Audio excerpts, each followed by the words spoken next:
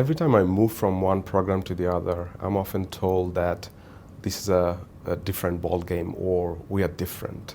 This program is going to be very different than what you've been have been seeing. And I tend to agree with most of this, particularly when there's data migration involved. In my experience, no two data migration programs are the same. However, there are a number of concepts and principles that we can leverage that can be reused with a degree of adaptation. So today, my top 3 tips are something that I believe that you can take away and think through. Number 1, define your data migration strategy as early as possible. Before you onboard your team, you would like to know what are you migrating and why. Where are you migrating from? Where are you migrating to? Are you migrating in phases, or are you migrating in a big bang?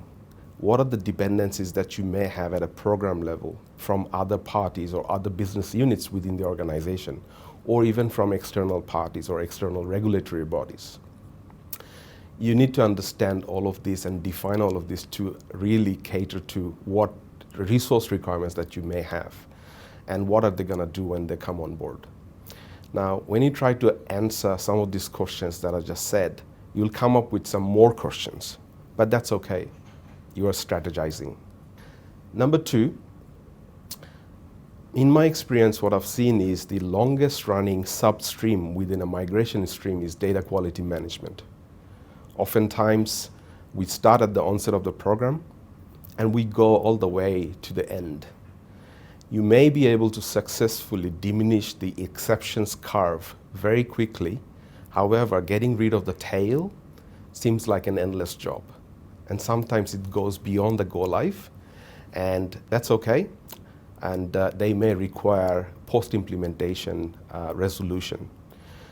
But the key point here is define your data quality management process, know who your data owners or data stewards are, how data is governed within the organization, mobilize your data quality working group, get your technology, tools, and processes in order, and get started.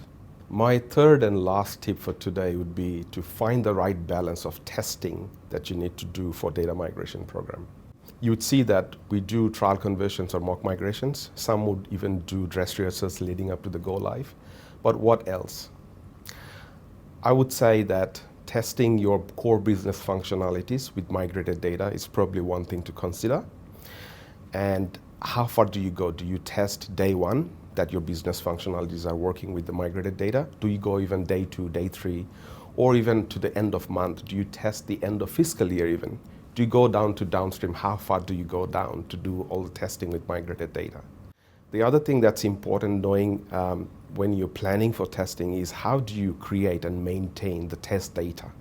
Because one thing for sure is that you may not find all the data sets, all the different scenarios that you need to create from production data, however you use production data, masked or unmasked. So test data management is another integral part that you need to consider. And sometimes, depending on the nature of the business, you also need to understand, in the testing, do you even involve the industry? How much of the industry do you involve? Do you involve your customers? Do you involve any regulatory bodies in the testing? So all in all, testing is one thing that really needs to be thought through, and you would need to plan ahead and organize all of this and understand the approach to this testing. I really hope these 3 tips are very relevant for you, that you can take away and think about before you embark upon a new major migration program. Good luck and enjoy.